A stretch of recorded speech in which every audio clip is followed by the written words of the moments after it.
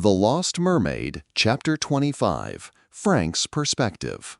Waves crashed against the fishing boat as dark clouds blotted out the sky. The wind swirled past, making the air bitter cold. Frank pulled his coat tighter around himself, gripping the side of the boat.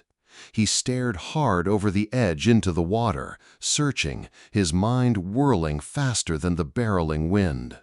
Julie, where was she? He had to find her.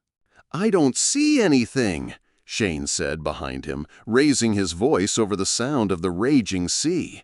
"I don't think she's out here." "She has to be." Frank fought to keep his balance as the boat jerked beneath them.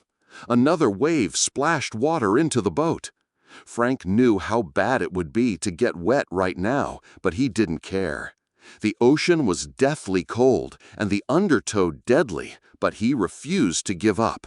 He wasn't going to lose his only daughter, even if his mind whispered he already had. Beside him, Jared's brow furrowed as he searched the endless ocean. "She's out here," Jared said. "We've looked long enough, Dad," Dale said quietly, his voice drowned out by the noise. "If she was out here, we would have found her by now. We should go back, but come back at first light." "No, we have to keep looking." Frank didn't meet his son's gaze. He didn't want him to see the uncertainty he felt. What if... No, she had to be here, somewhere. After a time, Frank collapsed, sitting inside the boat, burying his head in his hands in despair. Their search was getting dangerous, and he had the rest of the family to think about. Should he give up? His chest tightened. No, he couldn't. He couldn't leave Julie. He may not have been able to save his sister all those years ago, but he was going to save his only daughter, or at least find her body. "Turn this boat around, Leroy," he told his son, raising his head. "We'll search in the other direction." Leroy nodded, his expression serious. "Okay, Dad." Frank refocused his gaze on the ocean around them, standing on the edge of the boat. Holding on to the thin rail, he peered into the water with a spotlight, looking for any sign at all. At any moment, the heavens would break and rain would burst the heavy clouds.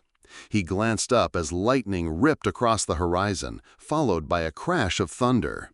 They could all drown out here. This was unwise, and Frank knew it.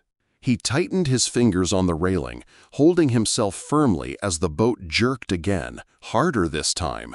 The ocean rose like a bucking bronco, but there was no way to jump off the beast to safety. He shook himself. He had to focus. That was all that mattered. He couldn't afford to think of all the bad things that could happen. He had to keep a clear head, but his mind wouldn't listen as flashbacks of Heather rushed through him. The sound of shouting, crashing water, a high-pitched scream. Gone in one horrible second.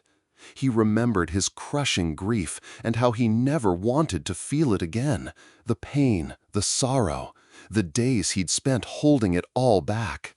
Would he have to go through the worst moment of his life again? No, please no. He narrowed his eyes against the spray of salt water, stepping back to avoid getting wet.